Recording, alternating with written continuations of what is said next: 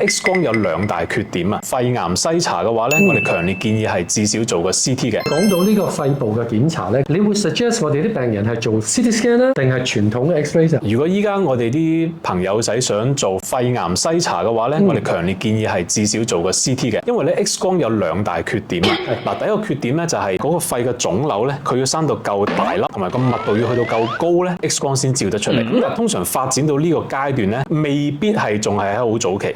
即係個治療效果咧相對未必有咁好。就算你做手術，效果未必有咁好。第二個缺點就係咧，佢只係從一個方向去影一張相，而我哋身體裏邊有好多高密度嘅結構嘅，包括骨頭啦、心臟啦、血管啦，呢啲影搭影嘅時候咧，其實我睇個 X 光我都未必分得清究竟佢係邊一個結構導致有咁嘅影遮住咗。有時如果佢個腫瘤啱好生喺啲影搭影嘅地方咧，你睇唔到嘅，咁你就會 miss 咗佢，錯過咗一個早發現嘅機會啦。咁所以你都係主張病人如果有需要嘅時候，都係做 CT scan 好啲啦。冇錯啦，因為 CT scan 咧，佢會從多個角度去影相，然之後透過電腦嘅方法咧，重建翻個影像出嚟。咁呢一啲影搭影嘅問題就唔存在，一啲好細粒嘅早期嘅肺癌或者一啲細粒嘅肺結節，無所遁形。咁所以大家知道點樣選擇啦。